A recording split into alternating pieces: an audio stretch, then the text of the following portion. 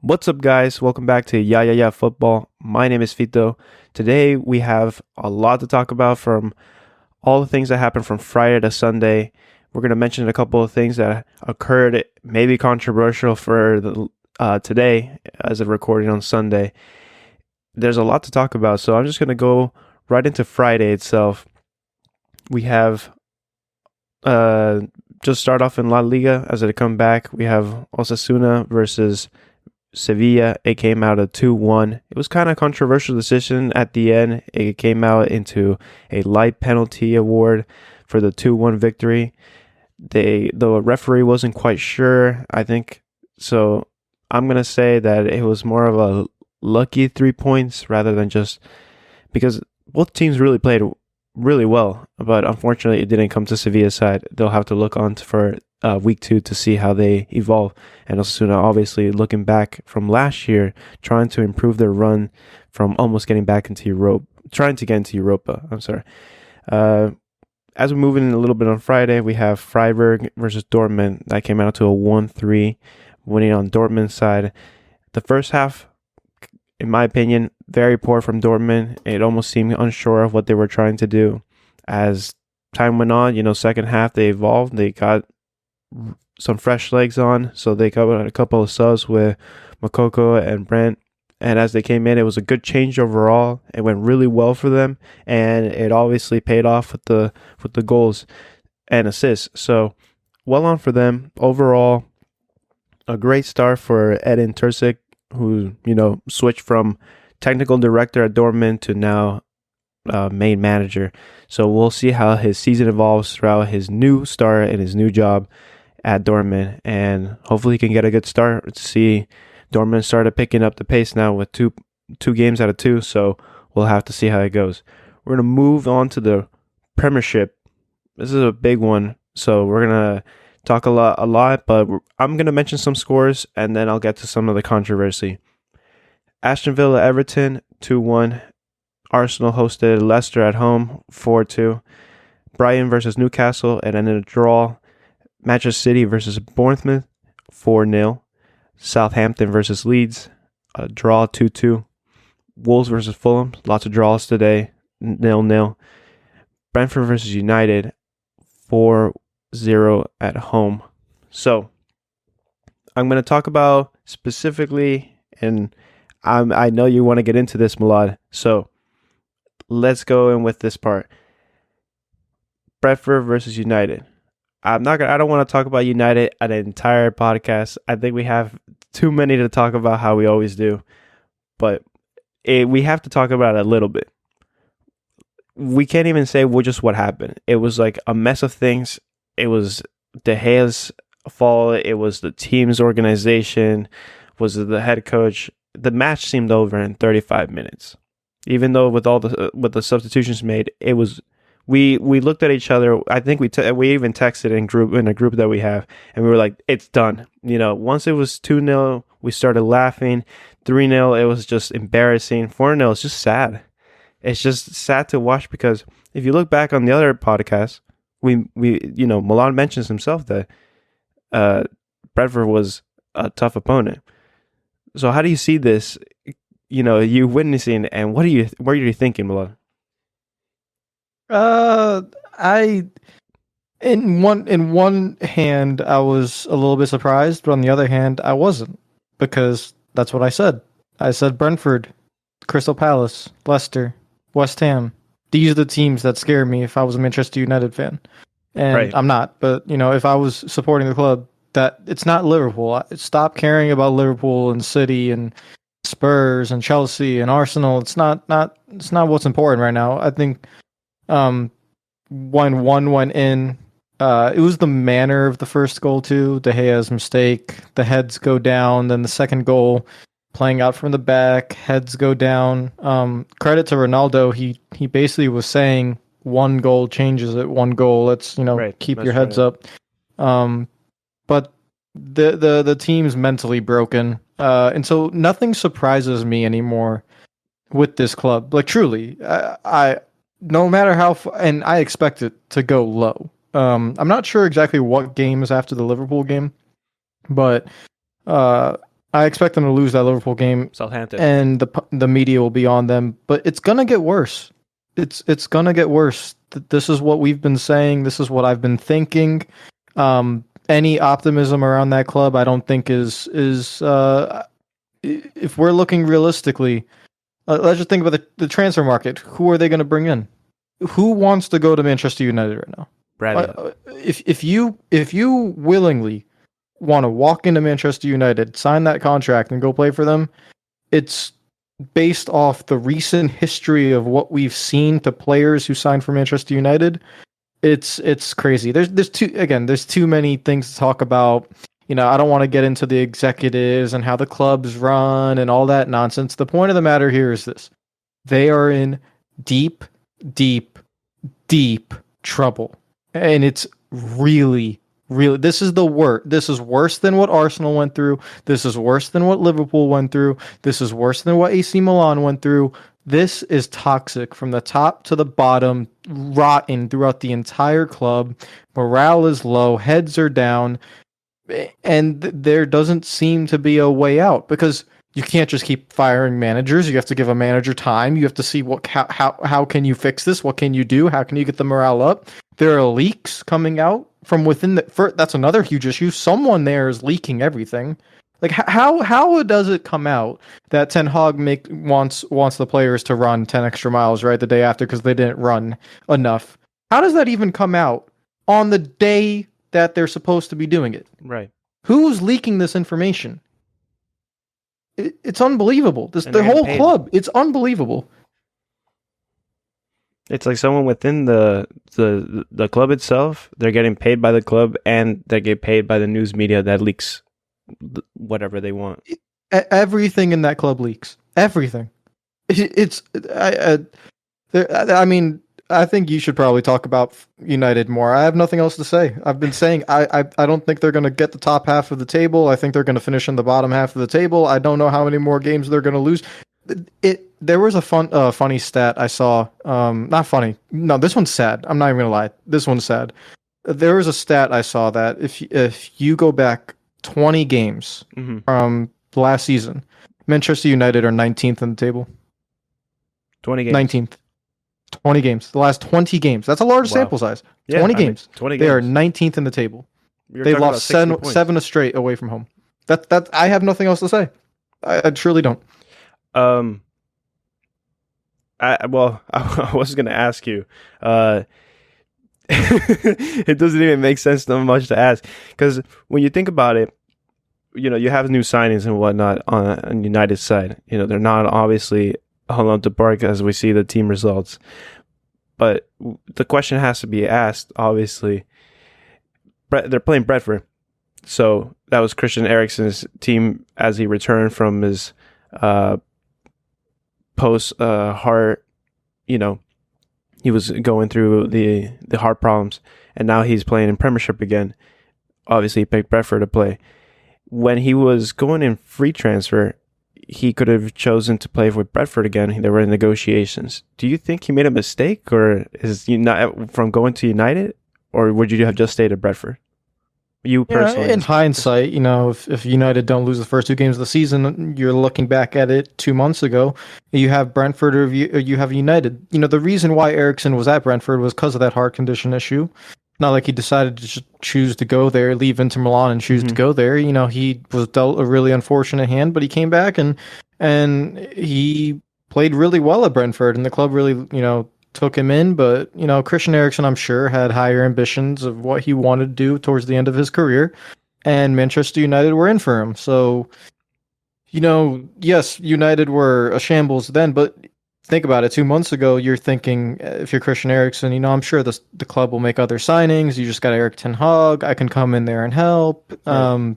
I don't think it was a problem for him signing for Manchester United, but, you could say the same thing. For Eriksen, I personally think that was fine. He didn't really have anywhere else to go. I mean, if he wants to compete at the top level, again, with hindsight, maybe it's not the best thing to do, but at that time, yeah, you signed for Manchester United. It's what you do. But for someone like Lisandro Martinez, you had other top clubs going after you, Definitely. and you still decided to go for Manchester United. That one's more questionable. So, for Ericsson, I think it was a fine move, but this is where they, and it's not really his fault. It's he walked into a club that was already a mess. Yeah, sometimes it leads to the brand choice itself. Since we talked about so many times that United create this big brand for players, but now it's seeming more and more that players have to double think of if they really want to deal with this mess that is United. I feel like it's kind of interesting itself, in my opinion, how United fans themselves become so easily picked up on these kind of things. For instance, in preseason, winning 4-0 to Liverpool and then coming at week 2 and losing 4-0 to Brentford. It's not really, it's how we talked about, at least I hope so, that preseason isn't necessarily always a clear picture on how the season's going to be. Sometimes it can work out this way, and sometimes it doesn't mean anything at all. Preseason is just to get the legs going, get playing time right before the season starts itself. So players sometimes don't even take it completely serious to their 100% because you're not winning 3 points or going to the next phase. So it's not really something we should look on and be like, yeah, determining based off a preseason, that's something that's going to determine the season coming up. It's just something we should think about. Yeah, I want to move on. Yeah, go ahead. No, I was just going to say one last thing on United is that, when you're an opposing team and you play Manchester United that week, and you go through the week, all your tactical briefings with your coaches and all that stuff, it's very simple to beat them. You just got to know that they won't do the fundamentals, and you will. That's it. That's all you have to do. That is why any team in the league can beat Manchester United, because we've seen it. Manchester United at this current moment cannot do any of the fundamentals of basic football. Basic passing, basic positioning, basic heart, basic running, they can't even fighting start for from your their teammates. own box because they'll just go in shambles from the one. It's fundamentals. It is basic fundamentals. So when you prepare for them, when Liverpool prepare for them this week coming up, all Liverpool have to do is just focus on what they do every week. And they still have to play tomorrow night, Crystal Palace, and they still have to do that. But when they prepare for Manchester United, and for the same whoever play United after that, just fundamentals. It's like I'm not sitting here laughing anymore. I'm genuinely just kind of like in shock of how bad they are. But again, I'm not shocked. Like I know it's coming, but I'm still shocked that it's happening. It's like I don't know, if you like look at a volcano and it's erupting, you're like standing there in shock, but it's going to continue erupting and like there's nothing you can do, but you're just still shocked. Your body's in a state of awe. It's crazy. We'll have to see how it even plays out. Liverpool, that's a huge game that's going to happen next Monday. We're going to move on to some of the La Liga games that happened that same day. Barcelona versus Rayo Vallecano, 0-0. Barcelona registered about 21 shots. They had double the passing as well. So what this came out, this is my take. While watching the match, I feel like this team definitely want to finish and win the game. Do I think it was unlucky? I can't really say that because it also looked like Vallecano wanted to come out with a win. So to come out and feel like this came out in Barcelona's favor, didn't come out in Barcelona's favor, isn't completely true. In fact, I think it's more of just two teams just clash between each other. But this type of stuff shouldn't be happening from a team that reinforce so much compared to someone like Rayo Vallecano to win this game. So with that being said, I think a 0-0 can happen in the week 1. Sometimes you stumble. We talked about that with Liverpool and Fulham. But you have to bounce back in the week to come. So I'm expecting more. I expect to see something happen. Whether Aubameyang or Depay leave, it has to come. At least that's what I think. I think a draw is all right for the first week, but I'm expecting to see something with the amount of signings. It needs to happen. We've talked about it, how much money has been being put in, and compared what happened this week with another 100 million now to register players.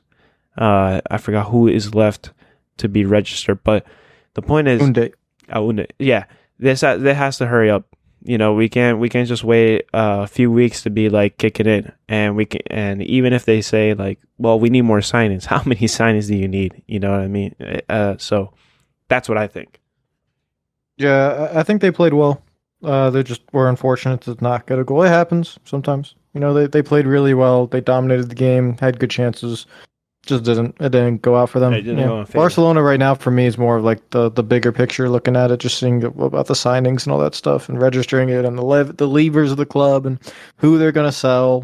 That's very interesting. But from a playing standpoint, I have no doubt that Xavi can get them playing really well. They played really well, and that's football. Sometimes the ball just doesn't go in the net.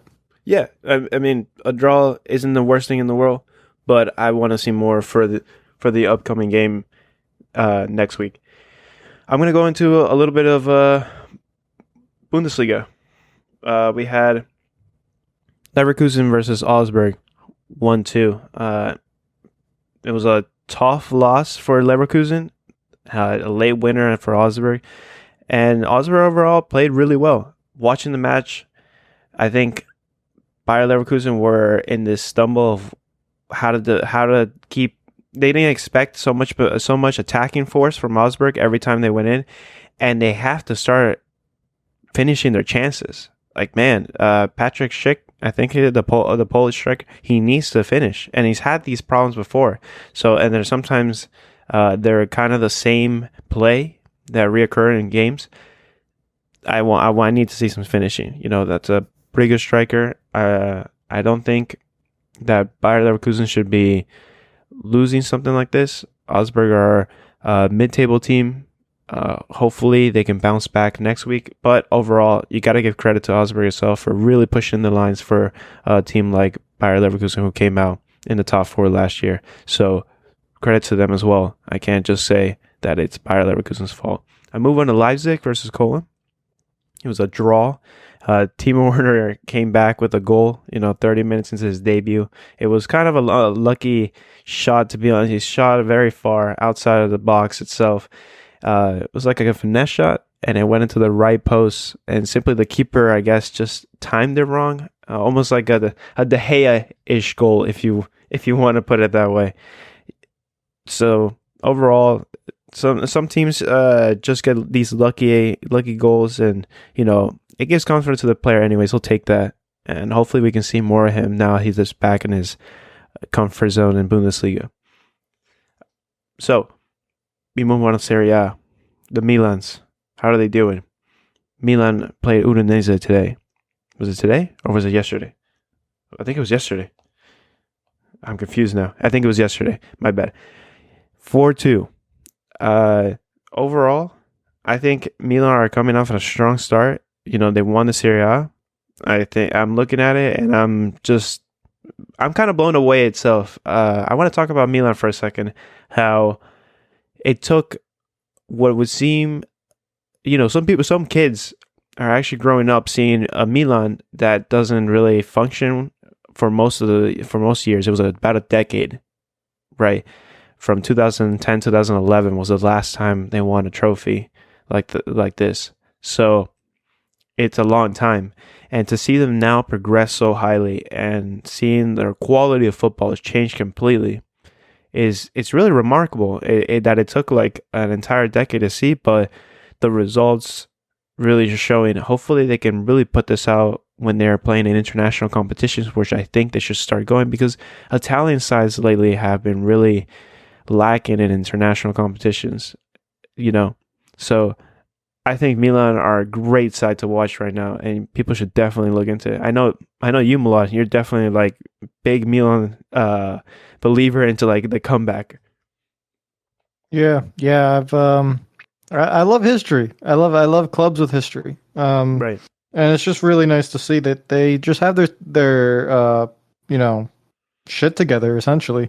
Um, it's just and the team is strong. I mean, you have Tamori and Theo Hernandez in the back. You have Diaz who's playing really really well. Rebic scored 2. I mean, it's not like superstar names, but the team just play extremely extremely well. And they have that heart of AC Milan back, and yeah, this is one of the biggest clubs in the world, and I'm happy that it's better for the Serie A. It's better for Milan to be in the Champions League because you're right. It's been a decade of yeah. Milan not being in the Champions League. Like these clubs are historic clubs. When Liverpool were going through the same thing, then Milan went through it. Arsenal going through it. United now about to go through it. These are huge clubs that you kind of don't really want to see go through tough times, but it's the nature of sport. It happens, and sometimes the comeback is really cool, and it's nice to see because Inter is still there, the Milan derby and everything going on. They're fighting it out. I'm just like I've been saying for the previous podcast, the Serie A really excites me with the amount of competition that's there. Yeah, I agree. I think it's up to the teams to really show for international competition wise, whether it be Europa Conference, Europa League, or Champions League. Internationally, Italy should boost a little bit higher. With Roma's win in conference, hopefully the rest of the nation can really follow up with that as well. You have Inter winning also. It was kind of more of a lay win, but I think Inzaghi was talking about how we need to improve if we're going to compete for Serie A, how Milan is doing. And I think that just shows how the level of Milan has also been coming up in this term. So the two Milan teams it's increasing again. So it almost feels like the Serie A is looking to put its foot also in the map as well in terms of the quality that comes out, whether it be from the Milano teams. Juventus will have to see how they play out. Lazio, Roma, who also picked up a win, 1-0. Atalanta, who's also been showing great work recently, even in Champions League as well. So we'll have to see how different teams put out. Napoli signed Gio Simeone, so maybe they can get up to par as well. We'll see how Serie A. It's too early for me to even say anything because not even all the teams have played yet. So. But I definitely want to exaggerate more on Serie A in terms of what leagues should people be watching apart from Premier or La Liga or even Bundesliga and Ligue 1. Coming off, I want to talk about some games that happened today itself, with Bayern winning comfortably 2-0 against Wolfsburg, and then earlier for this morning for us, Nottingham beat West Ham 1-0. It was a tough game overall. For week 1, they did have a loss. So to come back in the second game, now we can see a little bit more of Nottingham Forest putting their foot in there as well. So overall, I think those games are typical typical Sunday games that you watch normally when you're starting to wake up and stuff like that. But the ruckus that really created everything was this Chelsea versus Tottenham game when it ended 2-2. And I want to definitely put on our opinions on that because there was a lot of headbutting. And you and I were talking about it all the entire 90 minutes, what is really going on. Now, first I want to get into the actual game itself, and then we can talk about the more controversial parts later. So the game ended 2-2. It seemed almost the game was entirely in Chelsea's favor. So if you look at it from that way, it didn't look like Tottenham played at all. They were just struggling the entire game. They're even lucky to even have a draw in this first place. Considering that Harry Kane scored in the 96th minute. What do you even think when you watch this game? Like, you're looking at it and you're thinking, well, is it Chelsea's fault for letting the points drop? Is it Tottenham who somehow finds something lucky? What is it? Well, I think it's the occasion. These two clubs absolutely despise each other. This is probably Chelsea's most fierce rival in terms of just hatred, and so that played a part in it. Antonio Conte plays a part in it. I want to make clear I am an Arsenal fan, but I'm not. This is no bias. I love Antonio Conte. I think this guy's a world class manager. So this plays a part in it. Him being on the sideline, he affects how his team plays. The game actually did surprise me because when I was watching it, I was surprised by how bad Spurs were. I actually thought they'd play better in terms of having a little bit more possession, being a little bit more on the front foot, being able to create a few more chances. They had one chance, I think, with Son in the first half. Harry Kane with a nice lob pass to Son. But other than that, they had nothing in the first half. They couldn't complete passes. They couldn't beat the press. They just sat deep and just defended, and that is what they did. And that kind of surprised me because I thought this Spurs team was going to be able to really go toe to toe in terms of playing styles with some of the top teams. And then on the other foot, Chelsea completely shocked. Chelsea were perfect. Like when Thomas Tuchel said in his post-match interview that his team was amazing, and he wasn't exaggerating. I was sitting there watching, and I was like, whoa. They're not like the weight of every pass, the link, the chemistry.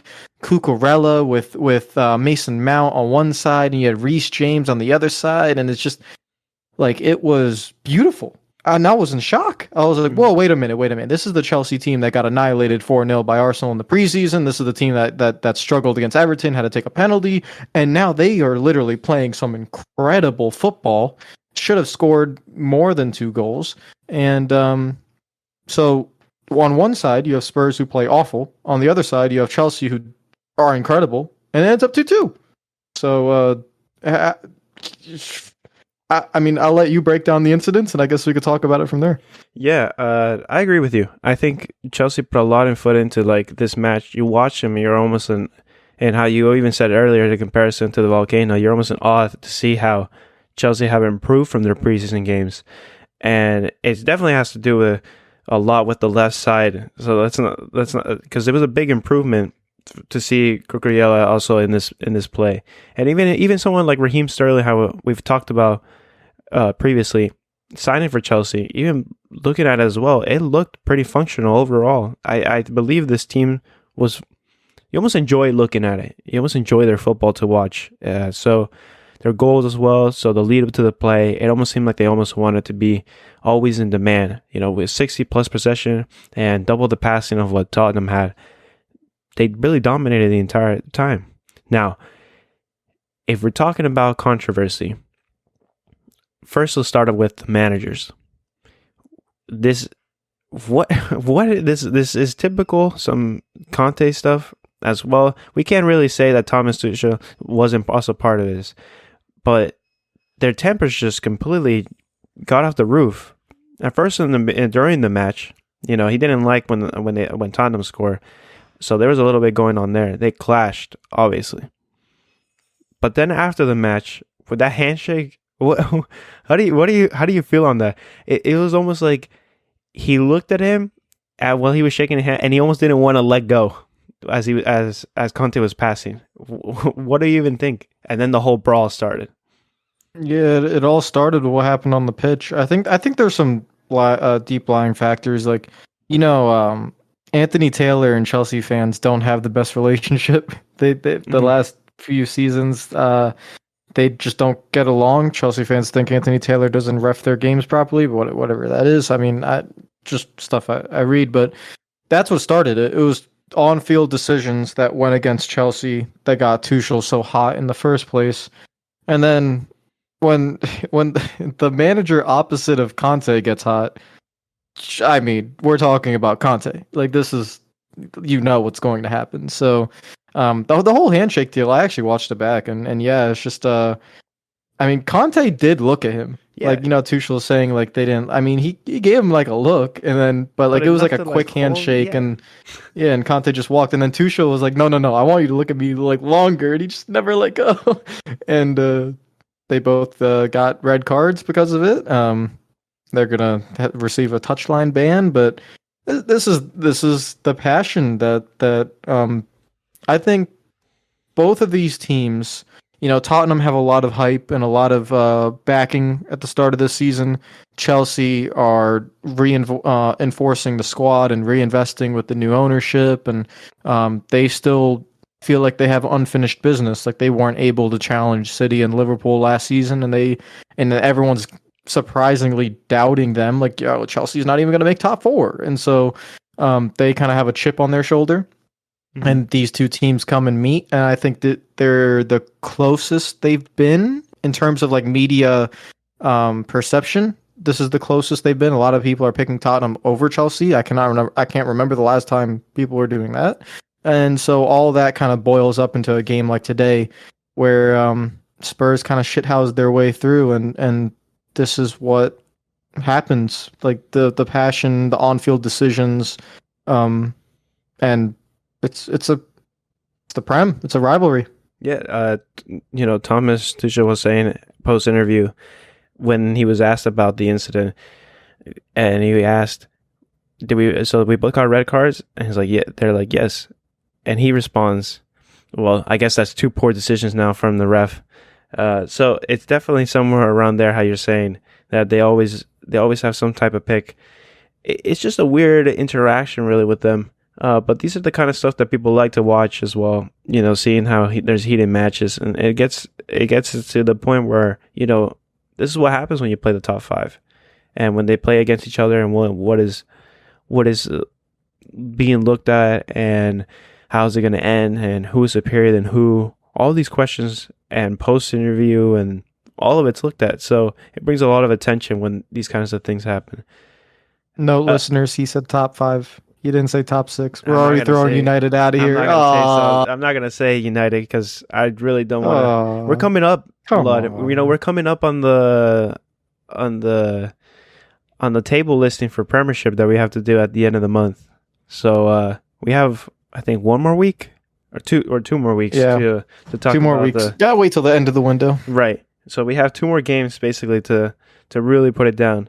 So I'm not gonna really say much yet. So that's my idea on it.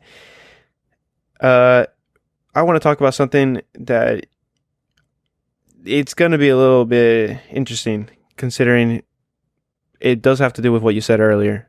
Tom's favoritism in terms of media wise. How we look at the media, and this is the reason for some of the things that why we look at what other media represents, because we made this overall so that way we don't have to feel almost a biased way in terms of most things. We're always going to have our own opinions that are maybe different or controversial or whatever, but when it's always the same thing and never looked at from a different side, it almost feels repetitive. And when you look at English media, a lot of it supports Tottenham in general, even though they have proven nothing yet. And most times it's going to be like that. Sometimes it just becomes a one team favoritism type of thing. Especially in Sky Sports, most of them agree for a Tottenham. And I can't understand why. It's not the way they play, because even in other times with Jose Mourinho, it's a very tough team to watch in terms of goal wise, in terms of possession wise, and just their overall game, their style. It's very grinding. What I mean by that is they're just looking for the results, so they'll grind whatever they have to do. They'll do whatever it takes. They'll play dirty. They'll play their own style, and even if it's boring or not, they'll just do it because that's the way they get points. Now, I don't want to completely feel out that Tottenham haven't. They've shown that they can be a top 5 to, if you want to count 6, side. It's the But top six, Vito. We always say no, we no, I'm cannot not throw gonna say United top. out like I'm that. not gonna say top six. I We can't. It cannot just throw United out like this. It's only been 2 all games. right, You all can't right, do all it. right. Come on. All right, top six. Okay, this is There so you that go. I'm not biased. Top six. Okay, top There you six, go. 100%. Give it another month, then you can say top 5. So top six. The Tottenham showed that obviously they can compete for Champions League. In terms of to earn the spot. So, with that being said, these types of games, we were early on with the game, and we were watching. We were considering like they just played awful. Like this game, how they're gonna play against other teams like this, United, City, Liverpool, Arsenal, and to play like this, how they're gonna play like that? It's a tough team to watch, to rate, because last season you almost thought for a second they're not gonna make it to the next Champions League spot because Arsenal looked like it was going for it. When Arsenal started dropping points, they picked up. Right. Yeah. So now we have our Tottenham that went into Champions League. Who knows if they could be doing that again? Even with the reinforcements, it's too early to tell right now. But what I do want to reiterate is basically that this team gets a lot of praise from media for something they haven't even done yet. They haven't won back-to-back games. They haven't had a strong how do you say preseason. Really, it's like the same one, like how I talked about grinding out games, even in preseason, grinding out wins and results. So I don't consider that, for instance, a huge win. They lost to Roma when they played Mourinho. So I'm considering for a side that's supposed to play FA Cup, League Cup, Premiership, Champions League, and the amount of games that they're going to have and how tight the competition is going to be, considering it's a World Cup year. This side is going to have a lot to take in if they're going to be doing a lot. So to be praised so highly for something they haven't done yet almost seems unreasonable. It goes to show that, for instance, there's obviously a pick in between North London sides. For instance, in this case, Arsenal. And I'm not gonna be sitting here that I'm an Arsenal fan, because I'm not at all. And I really just want to see the best football out of all teams in the Premiership. But considering that Arsenal are the more favorite team at the current moment, at least in my perspective, how the results and when you watch them, they do seem to favor a better football in terms. The praise that's coming early for Arsenal is light compared to the Tottenham praise to hold off a Chelsea win. It's almost like, oh, they held off Chelsea after playing so well. Man, they're going to be a great side when they play Wolves, Nottingham, and West Ham coming up in the 3 weeks before the end of August. And I'm about to say that they won't win those games. I don't know, but the amount of praise that they get, even on social media, is really, really high. Yeah, so there's a few things here I'll touch on. First off, the media, yeah. Okay, so I was watching. This isn't English media. This is NBC, but I was watching NBC, and Rebecca Lowe, wonderful, absolutely love her. She they had to close out the show. Yeah, and they're at the end, so they're like, okay, guys, Tim Howard, give me your final impression from the Chelsea Spurs game. And I was like, okay, let's see what he has to say. And I kid you not, he said this. He said, I think I take away from, I'm paraphrasing, but this is what he said. I think I take away from this is that Spurs now know they can go, toe to toe. They could go on the front foot, be forward against teams like Chelsea. And I sat there in disbelief. I was like, Did we watch the same game? I'm not, again, I want to point out, I am an Arsenal fan, but I'm not being biased in any way. I just like factual information. This is like saying Manchester United got unlucky against Brentford. These aren't facts. Spurs were not on the front foot. At no point were they ever on the front foot. At no point did they ever go forward against Chelsea. And they also said Richarlison made a huge difference. At no point did Richarlison make a difference. He didn't do anything. I don't I swear on my life, I was questioning, am I watching the same game? Am I seeing what everyone else is seeing? And I think, around Spurs, you got to think about it. They have a very charismatic and world-class, let's admit, world-class manager. They have the captain of England We've seen not just Harry Kane, but other previous captains of England who get this beneficial treatment from the media and everything. So you have the captain of England and Harry Kane. You have a wonderful player and personality like Heung-min Son.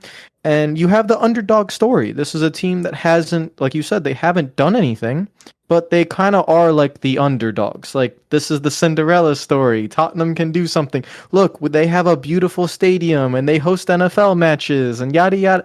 So this perception is now carried, and the media want to push them because they see a lot of potential. Yes, Tottenham's very Americanized, but even English media, they like to push them forward, try to get them going. You know, their motto is "To dare is to do." We play attacking football. Mm-hmm. They haven't played attacking football honestly since Pochettino. That was a while ago. They play this slow, grinded out, you know, especially against the top teams, tough style of play.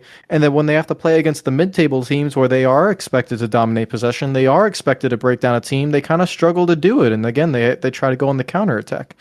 But what does confuse me with the media is none of this that we talk about, and we are not Tottenham haters or Tottenham fans. We're just neutral people watching a game. Yeah. Like, we can sit here right now and tell you how, you know, City play or Chelsea play or whatever. How Tottenham play is not on the front foot, and yet everyone says they play on the front foot. I don't know if it's because Harry Kane and Son are really world-class players, and when you put them in counter-attacking situations, they can be lethal, and yes, they can, but that they did not play well today. And they got lucky with a foul on Havertz that was a clear foul that then led to a goal. Okay, and then the hair pull from Romero on Cucurella, which is a red card offense. I mean, there's been previous examples in football where that's been red card offenses, and VAR reviews it, nothing happens, and they score from the corner. Okay, but that doesn't mean they were on the front foot. That doesn't mean they played well. That doesn't mean you should give them the slight edge over Chelsea. I am and forever will be kind of confused by the perception of Tottenham. I think you can give them this praise, kind of similar to like how the praise that I think Liverpool get over City. Like, I think if we are all objective here, Liverpool get a biased favor in the media over City. For sure. Why that is, I'm not entirely sure, but that just is the case.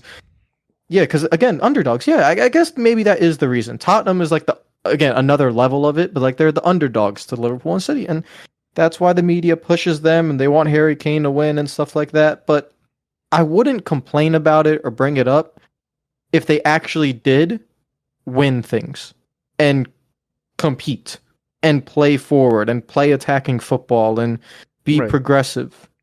Like, this is the motto of the club. It's not like sit and counterattack. The motto of the club is to play forward, and they're not doing it, but then everyone says they are doing it. And then I look at the stats and I look at the metrics and I look at the analytics, and they're not doing it because that's not how Conte plays. But no one's mentioning that. They just mention his fiery passion, and I'm just like, okay, there's certain narratives that want to be pushed. I'm fine with that. I just wish, there was a little bit more common sense going around. Again, we're not here saying that Tottenham are not going to finish top four. Tottenham cannot possibly challenge. I'm sure they possibly can if everything goes well for them. But at this current moment, I would just like some more factual information, just some more common sense when analyzing these games, not just kind of blatant, simple, cliches, I think, that some of the pundits say about the games. It's quite annoying to me. Let me give you some factual information.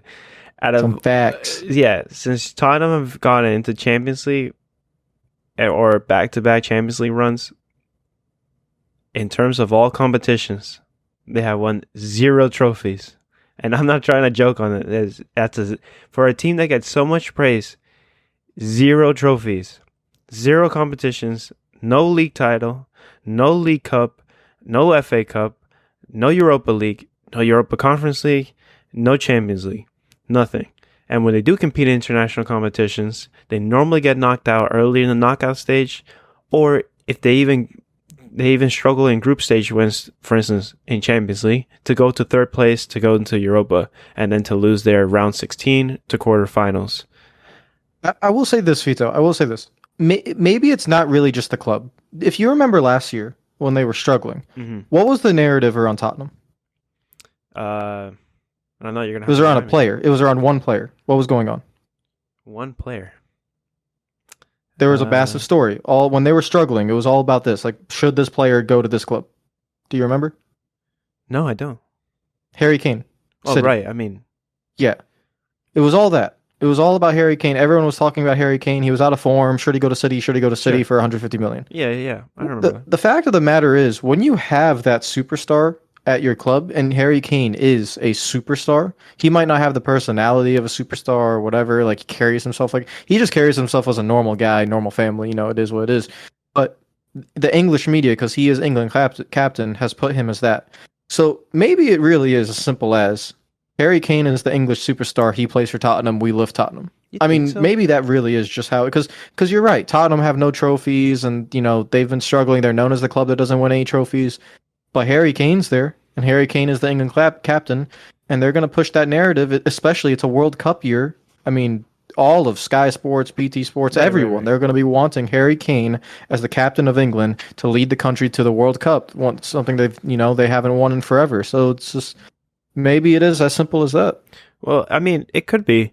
I just think Tottenham in general, it's like how you said before, it's like the Liverpool to City. A lot of people, when you look at the comments, and it could be in any type of media post on social media, whether it be Instagram, Twitter, or just in general forums, a lot of people dislike City because they win things. No one wants to see the same team winning over and over again. For some reason, specifically City, because they're the oil club, right, quote unquote. So if we see them as just the oil club, a lot of people just don't like that because it's just buy out the league, right? Okay. But that doesn't take away that there's other teams that have bought a lot of players that just don't do anything for the entire time. We're talking billions of dollars. We could talk about United. We could talk about PSG struggled for international competitions, just as well as Manchester City as well. So the amount of players you buy doesn't buy the every trophy possible. Sometimes they can't even get you Champions League. Whether that be football heritage like Mourinho said it once, or that's just simply unlucky, I don't know. So that way maybe it begins to root on to Liverpool. But when Liverpool started winning things, then a lot of people dislike Liverpool, whether it be because sometimes they also grind out games, whether it be 1-0 or 2-1 when they're not scoring like on you to 4-0. So I don't know. I think Tottenham, in one sense, they can be likable when they perform really well, but then when they just grind out dirty wins, it almost feels like an unpleasurable team to praise, especially for today was a dirty one. Yeah, exactly. And then to praise Tottenham, I the only thing I can praise is that your place went out, you got the draw.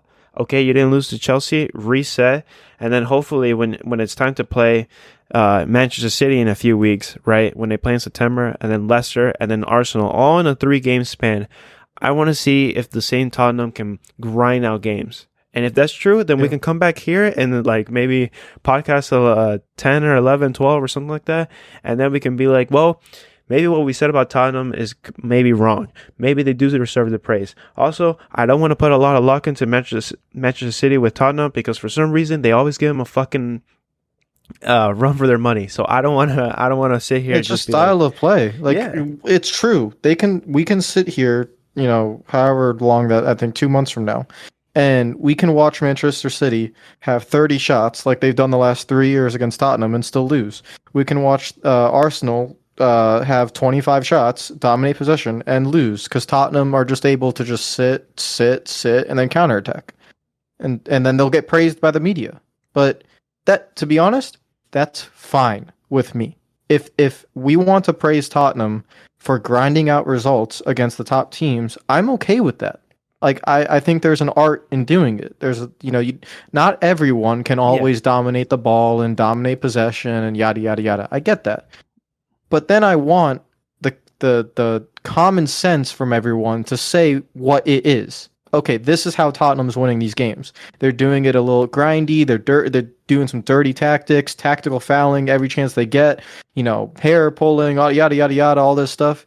and they get results. And that's the Conte way, and Conte's fiery, and it's yada. It's like everyone makes fun of Mourinho and how he played. Okay, we can do the same thing with Tottenham, but that's not the case with Tottenham. Everyone's just like, oh, they're on the front foot, and I'm just like, no, no, no, no, no. We can't do this. We can't. We gotta call it like it is. And so, this has nothing to do with their results or what I think they can do in the season or anything like that. It's just for some reason the perception around this club is different than to what everyone should be seeing. Mm-hmm. And I don't really understand that. But it's like I'm not going to sit here, or everyone else is going to sit here and say, I know Gary Neville said it, but Arsenal have no direction. They have a bunch of old players and they play bad football.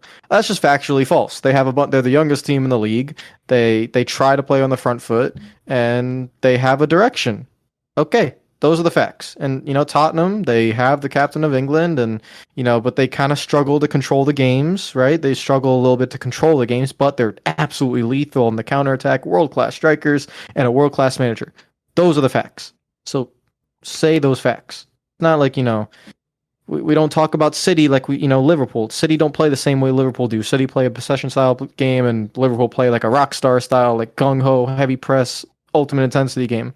Okay, so that's how we talk, that's how we should talk about these two teams. Right, right. We don't just create false narratives around them and try to keep pushing it. So that's why the media just really tick me off. And it, for some reason, really is. They do it with Tottenham more than anyone else, so that's why I mentioned Tottenham. But yeah, Well, it's been going on for months, and I don't get it. That's the same thing.